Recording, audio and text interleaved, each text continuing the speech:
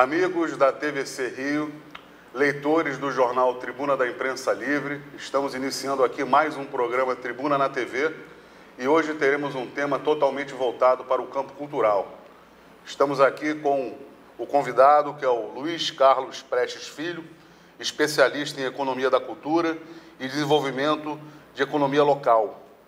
Coordenou estudos sobre a contribuição da cultura para o PIB do Estado do Rio de Janeiro, em 2002, e sobre as cadeias produtivas da economia da música e do carnaval carioca.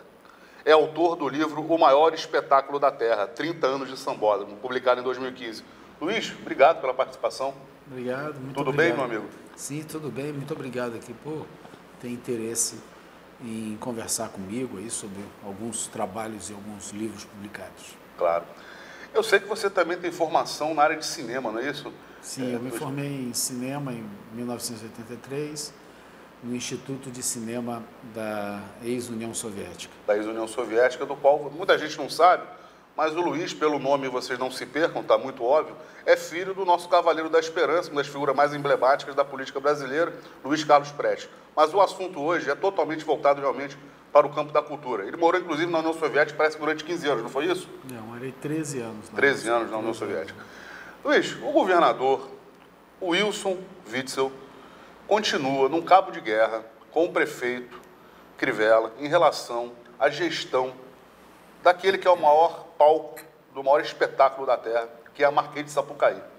E nós sabemos que o custo do sambódromo realmente é elevadíssimo. Eu mesmo trabalhei no carnaval durante algum tempo, estive na diretoria da Mangueira como vice-presidente de divulgação do Grêmio Recreativo Estação 1ª de Mangueira e sei da dificuldade que é colocar um carnaval na rua, sei da dificuldade que é manter aquela estrutura que demanda realmente uma permanente manutenção, que é muito caro, aquele concreto todo ali armado. Como é que você está vendo isso e você entende que realmente o governo do Estado precisa encampar aquele espetáculo da terra, aquele grande... Primeiro é muito importante esclarecer para o nosso espectador que o Carnaval do Rio de Janeiro, ele tem, são várias frentes, né? Primeiro nós temos o Carnaval de fato do Grupo Especial e do Grupo de Acesso A no Sambódromo, que é uma obra do nosso grande arquiteto Oscar Niemeyer. Depois nós temos o Carnaval na Intendente Magalhães, né, no Campinho, Madureira. As agremiações do grupo C. São as agremiações do grupo B, C, D e E. E depois nós temos o Carnaval de rua com os blocos e com as bandas. Então nós temos três frentes aí. Claro que é impossível realizar o Carnaval sem suporte do poder público municipal e do poder público estadual. Até porque nós precisamos de engenharia de trânsito, precisamos de apoio na área de saúde, na área de prevenção de incêndio, mas também é necessário o apoio da Polícia Militar, da Polícia Civil, da Guarda Municipal. E, ao mesmo tempo, como fazer um carnaval de rua, ou até mesmo no Sambódromo, sem a Colurbe, né, que é uma empresa que vai dar uma base importante para a limpeza das ruas por onde passam os blocos ou por onde passam as escolas de samba. Então, isso aí é um aspecto. Primeiro, é impossível fazer. Então, esse é um aspecto que nós poderíamos discutir. O outro é que nós temos algumas entidades importantes da sociedade civil que realizam o Carnaval do Rio de Janeiro, né? Nós temos a Sebastiana, que é a associação que cuida dos blocos e das bandas da Zona Sul. Temos uma outra associação que cuida de blocos e bandas em outras regiões da cidade do Rio de Janeiro, Zona Norte, né, Zona Oeste, e temos a associação que cuida das escolas de samba que desfilam na Intendente Magalhães, e temos a Liesa, que cuida da escola de samba que desfilam no Sambódromo. Então, antes de mais nada, nós devemos reconhecer a importância do surgimento da Liga das Escolas de Samba quando surge o Sambódromo. Correto. Né? E, nesse sentido, a liderança, né, de homens como Anísio Abraão Davi, correto, Capitão Guimarães, Naquela época estava vivo o Castor de Andrade, Luizinho Drummond, Carlinhos Maracanã, né, que tiveram a coragem de criar a Liesa em 1983, 84, e com isso que o carnaval ganhou do Rio de Janeiro, ganhou a volumetria, ganhou a grandiosidade, ganhou o luxo que nós assistimos na Marquês de Sapucaí. Que é um carnaval que não nega o carnaval da Intendente Magalhães e das escolas de acesso, e que também não nega o desfile de bandas e blocos. Então, esse é um outro aspecto. Então, vamos para o primeiro aspecto, né? Assim, para o Carnaval do Rio de Janeiro, que é o evento cultural que representa o Brasil fora das fronteiras do país, não somente para a América Latina, mas para o mundo inteiro, é o exemplo de realização de um grande espetáculo para o mundo inteiro, né? Para este evento, para este carnaval, inclusive para o que representa o carnaval dentro do Brasil. Nós temos sambódromos e desfiles de escolas de samba em São Paulo, em Florianópolis, em Porto Alegre, em Macapá, em Vitória. Temos, assim, muitas cidades. Da força dessa, foi replicando para todo o Brasil. Foi replicando. Tem um sambódromo muito bem construído também em Manaus. Então, para esse carnaval, assim, extremamente negativo esse desentendimento entre o governo estadual e o governo municipal. Eu quero aqui reconhecer um erro que eu cometi durante a campanha eleitoral para prefeito do Rio de Janeiro. Eu, frente às promessas do senhor Marcelo Crivella, eu de fato apoiei a campanha dele, votei nele, porque ele, frente a todas as escolas de samba, prometeu que não iria interferir no carnaval e que iria apoiar o carnaval, né? E 3 meses depois de eleito, 3 meses depois, ele começou a construir a destruição do carnaval, né? Se recusa a entregar a chave, inclusive, né? Não, isso aí é um outro aspecto, de não tocar a chave da cidade do Rio de Janeiro. É importante. Então, eu quero assim dizer, eu acho que foi um erro, eu particularmente, o meu voto foi um erro. Eu queria muito até ver se eu tirava do ar um depoimento que tem meu dizendo que o Crivella iria apoiar o carnaval, porque ele prometeu isso na frente de mais de 50 agremiações. Eu publiquei isso, todos nós. Então, eu penso que isso é um equívoco. Mas o prefeito, ele tem demonstrado que ele deseja mesmo destruir o maior espetáculo da terra. E aí tem um aspecto interessante, quando ele se nega a oferecer os subsídios para as escolas de samba do grupo especial, e entrega 3 milhões para as escolas da Intendente Magalhães. Essa visão, uma visão totalmente assim, de uma pessoa que não entende de nada. Como, aliás, o Crivella é muito difícil ele entender de alguma coisa, né? Como gestor, como executivo. Nós estamos vendo aí o que está acontecendo com os hospitais municipais. Lamentável. Né? Os hospitais municipais sem medicamentos, sem material de insumo necessário. Básico, né? Básico. As clínicas de família sofrendo as dificuldades que sofrem. Né? Nós estamos vendo aí, por outro lado, também as dificuldades todas na rede pública escolar. E ele trabalha mesmo, quer dizer, ele provoca situações de marketing como essa de destruir as cabines da linha amarela para poder, através desses eventos, ocultar a inoperância dele. Me permite só uma parte? Estamos passando por um dilúvio de ontem para hoje aqui no Rio. Nós estamos gravando esse programa, quer dizer, uma semana atrás, hoje. Um dilúvio. Isso. O que é ações preventivas?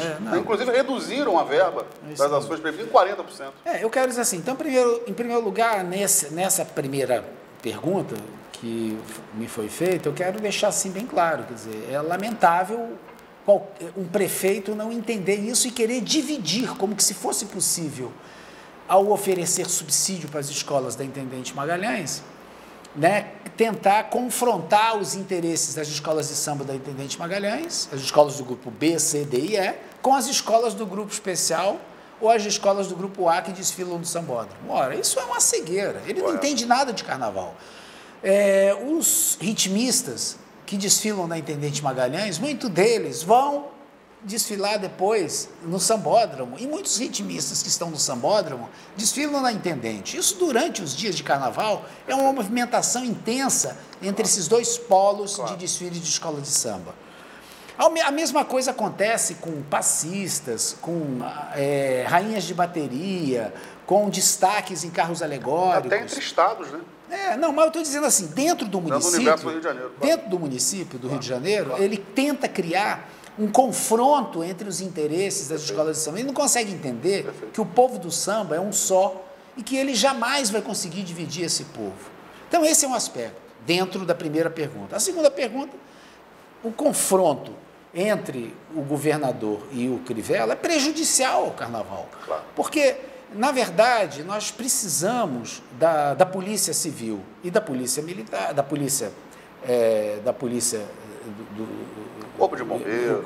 Do Corpo da Polícia Militar, nós precisamos para garantir a segurança. Aparato de segurança, claro. São estruturas que estão na mão do governo do Estado. Correto. Por outro lado, nós precisamos da Guarda Municipal, que é uma estrutura que é do município do Rio de Janeiro. Claro. Nós precisamos da engenharia de trânsito, está na mão do município, está na mão do município, da prefeitura. Né? Claro. Mas, por outro lado, nós temos que ter um serviço de acompanhamento, de inteligência, né, da situação, de planejamento, integrado com o que você colocou aqui, do Corpo de Bombeiros, da SAMU, né, que é uma infraestrutura importante, mas não se dá para pensar, durante o carnaval, somente nos hospitais municipais. Nós precisamos da mobilização dos hospitais estaduais e dos hospitais também, dos hospitais federais.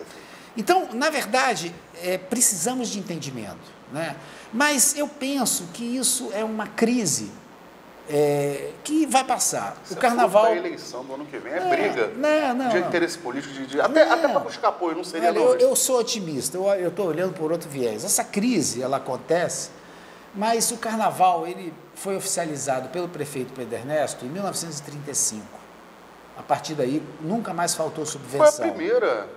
Foi o primeiro desfile, não foi em 35 ou 36? O primeiro desfile oficial foi em 35, exato, apoiado pelo prefeito Pedro Ernesto. Presidente Vargas. A partir daí, o carnaval atravessou a Segunda Guerra Mundial, atravessou os anos de democracia, 45, 46, 47, o período de Guerra Fria, até um longo período.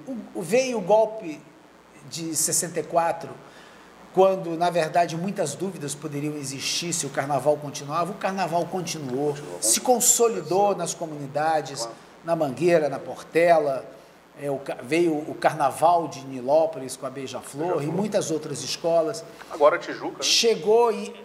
Chegou em 83, Leonel Brizola solicita o desenho do Sambódromo para o Oscar, realiza um sonho do Amaury Jório, porque a ideia da construção do Sambódromo, a passarela fixa, isso é uma ideia do Amaury Jório, que durante muitos anos ele foi presidente da Associação das Escolas de Samba. Então você vê, o carnaval, ele atravessa o que eram escolas de samba de 300, 400 pessoas nos anos 30. Ele vai chegar a 800, 1000 pessoas nos anos 60, vão ser construídas arquibancadas.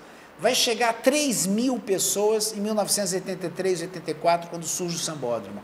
E atravessou a ditadura do Estado Novo de Getúlio Vargas, os anos de democracia de 47, 45, né? Atravessou a Guerra Fria, atravessou o regime militar.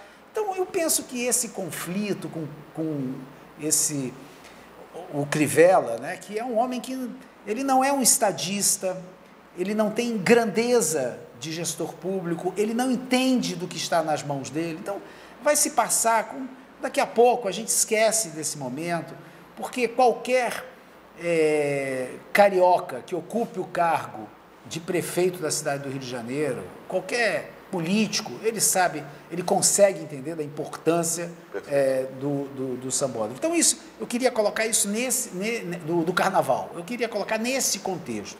E essa briga entre quem vai fazer a gestão do Sambódromo, Isso é totalmente secundário. Claro. Para mim é secundário, porque para mim o mais importante é que o carnaval está vivo. Quem hoje vai à quadra da Beija-Flor, à quadra da Grande Rio, na Mangueira, quem vai na Ilha do Governador, pulsando forte, quem vai à Imperatriz, o povo, ele continua dentro do carnaval. Perfeito. Não é uma decisão de um prefeito totalmente equivocado, claro, incompetente, que vai fazer a comunidade se afastar do carnaval. Então isso é um aspecto que é muito importante. O outro, eu penso que chegou um momento onde, de fato, o carnaval, antes de mais nada, ele tem que cada vez mais ser entregue para as entidades que realizam o carnaval, né? Assim como a Sebastiana, que teria competência para elaborar todo vamos dizer assim, o regime adequado para os desfiles de blocos e bandas, né? Assim como a Sebastiana tem competente, como a outra associação, outras associações que comandam grupos de blocos e bandas em outras áreas da cidade. Eu estou citando a Sebastiana porque é a mais conhecida. Claro. Eu penso que a Liesa é a entidade que tem competência, já demonstrou que tem competência absoluta para poder comandar os desfiles na Marquês de Sapucaí. O sucesso, o know-how do carnaval se deve, você falou bem, claro, a Liesa, né? Não é Marcelo Crivella, claro, não é o Witzel, que vão resolver o carnaval. Quem resolve o carnaval são as entidades que estão à frente. Então, para mim, eu penso que isso é uma crise, um momento temporário.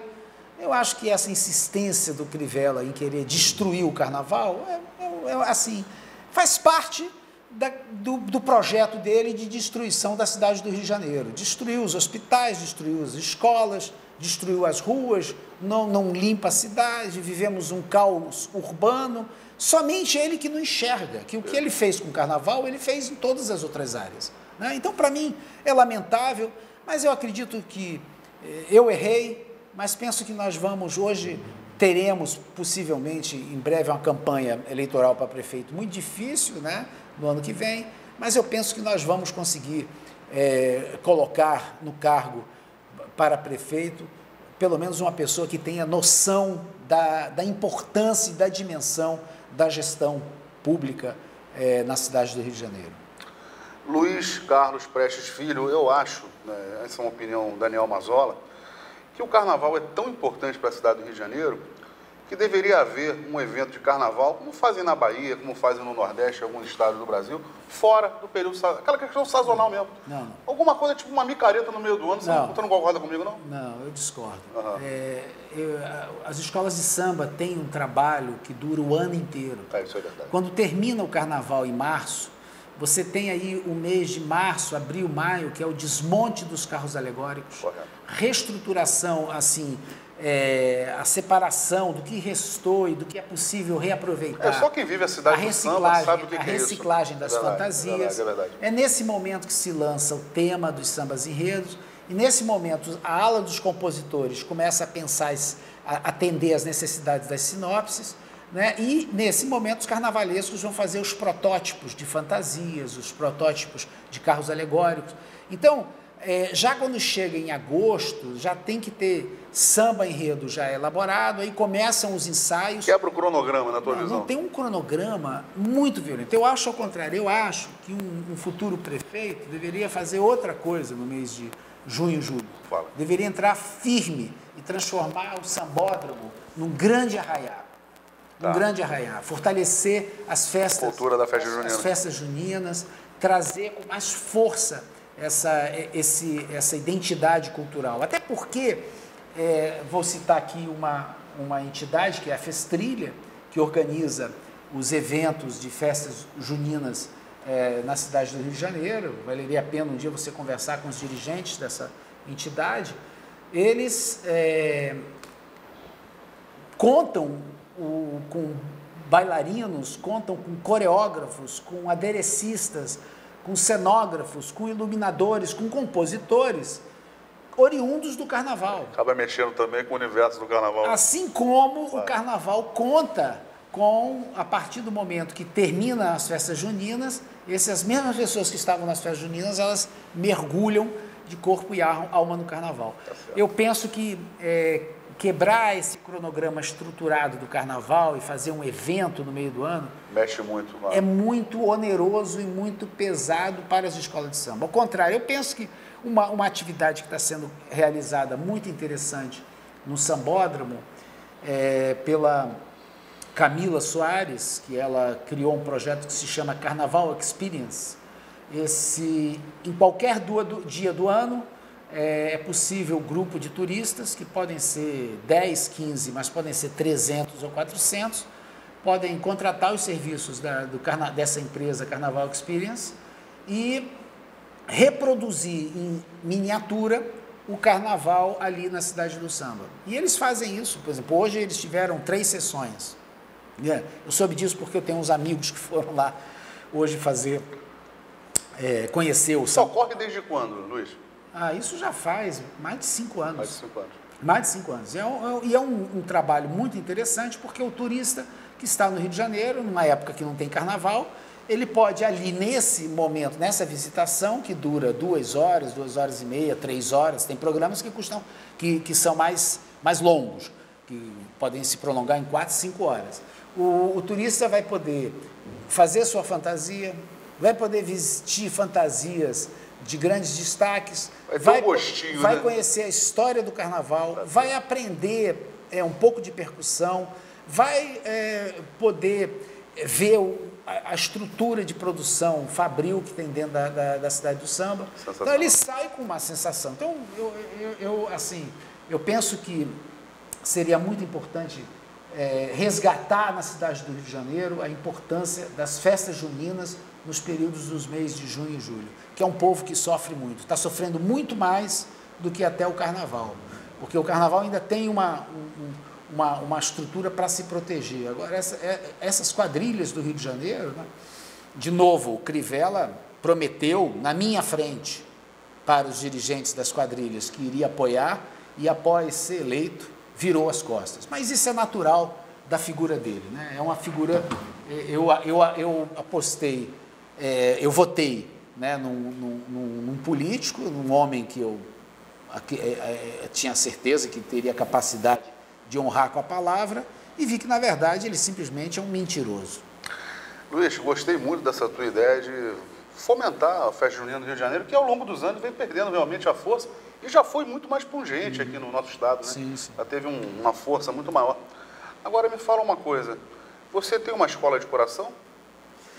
Eu não posso negar, assim, que a minha ligação com a Grande Rio de Caxias é muito grande. Por quê? Porque em 1998, a Grande Rio fez uma homenagem a meu pai. Eu não posso aqui esquecer o nome do carnavalesco, né, o Max Lopes, que fez um trabalho muito bonito. Em 84 foi super campeão pela Mangueira também, na inauguração do Sambódromo. Mas fala de 98 do teu pai. Não, em 98, meu pai foi tema, ele estaria fazendo 100 anos naquele ano.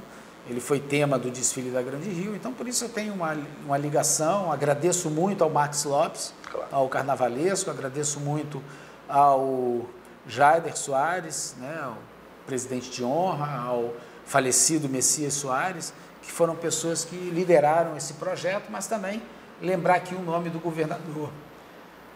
governador José Wilson Siqueira Campos, o fundador e governador eterno do Tocantins, né? Patrono do estado do Tocantins, porque ele, naquele momento, nós estávamos construindo o Memorial Coluna Prestes, no Tocantins, uma obra do Oscar Niemeyer. Que é muito bonito. E aí o Oscar, ele doou esse projeto para o estado do Rio de Janeiro, e com isso o estado do Tocantins estava muito envolvido com a construção do memorial. E aí o governador aceitou a proposta e apoiou também o desfile, deu todo o apoio necessário, inclusive tivemos uma ala só com representantes do estado do Tocantins. Então, eu queria lembrar desses nomes, o que é muito importante a gente também saber, claro, trazer dentro de nós a gratidão, né, claro, ao governador Siqueira Campos, ao Jaider Soares, ao Messias Soares e ao nosso grande carnavalesco Max Lopes. Fica o recado a vocês, amigos. como é que está hoje a questão literária na tua vida? A gente sabe que você é produtor de livros, você é um escritor. Está desenvolvendo algum projeto nesse momento? Eu sempre estou realizando projetos, né? Eu fiz um estudo sobre a economia da cultura no Rio de Janeiro, isso em 2002. Depois eu fiz um estudo, terminei ele em 2005, sobre a economia da música. Depois, em 2010, lancei um livro sobre a cadeia produtiva da economia do carnaval. Estudei economia do artesanato, economia do design. Eu penso que nós temos que estudar mais e mais, abrir espaços para entender o desenvolvimento da economia da cultura no Brasil. Nós temos um grande potencial. Eu aqui citei só o carnaval e as festas juninas, né? Mas nós temos redes muito interessantes espalhadas pelo Brasil inteiro, redes culturais, né? Se a gente pegar, por exemplo, as redes dos quilombos que existem no Brasil, são redes que representam a nossa diversidade étnica, né? Cultural, e os quilombos são uma matriz muito forte, né, da nossa identidade brasileira, que nos liga, né, de corpo, alma, sangue, à terra do continente africano. Então você vai ter, por exemplo, um quilombo que de repente fabrica instrumentos musicais. Tem outro quilombo que produz produtos agrícolas, né? Tem um outro que é especializado em indumentária. Tem um outro que tem conjuntos de dança, de música. Então, essas trocas, elas poderiam ser muito mais intensas e seriam benéficas para todos os quilombos. Vamos pegar aqui próximos, né, do estado do Rio de Janeiro, Minas Gerais, Espírito Santo, São Paulo, né? Eu penso que um trabalho como esse seria muito interessante. Quando eu falo dessas redes, eu queria aqui citar uma outra rede também, aí já no estado do Rio Grande do Sul, Santa Catarina, Paraná, Mato Grosso do Sul, né? Que é a rede dos CTGs, dos Centros de Tradições Gaúchas. Claro que os CTGs, eles nasceram e se fortaleceram numa época onde a visão deles era uma visão assim muito conservadora e, de certa maneira, para manter uma tradição de maneira estanque, né? Deixar aquilo ali paralisado no tempo, né? Mas os CTGs, eles se transformaram ao longo dos anos. Hoje eles não somente defendem a identidade do gaúcho, mas como também eles desenvolvem o cancioneiro gaúcho, a guitarra gaúcha, né? Também para, assim, já a partir do hoje, a partir da presença de hoje. E CTG, por exemplo, tem no Brasil inteiro, tem gaúcho trabalhando. E o CTG é um centro, hoje, também de identidade social, de realizações de atividades em outros campos, né, além somente da cultura, né? Então, eu acho que nós temos que olhar para essas redes culturais, maracatu, né, e outras manifestações culturais do Brasil, que estão espalhadas pelo país, mereceriam um olhar mais atento. Eu acho que isso promoveria o nosso desenvolvimento econômico e traria mais força para o crescimento do Brasil. Luiz Carlos Prestes Filho, eu agradeço a sua participação. Estamos terminando o nosso programa. Quero convidar você e os espectadores e leitores da tribuna para que agora, nessa sexta-feira, dia 22, estejam presentes na OAB a partir das 17 horas para a confraternização em defesa do Estado Democrático de Direito. É a terceira edição do Prêmio em Defesa do Movimento Sindical, da Liberdade de Imprensa e dos Direitos Humanos. Espero que todos estejam lá. Obrigado pela participação. Obrigado. E a luta que segue. Obrigado Luiz. Obrigado. Até a próxima.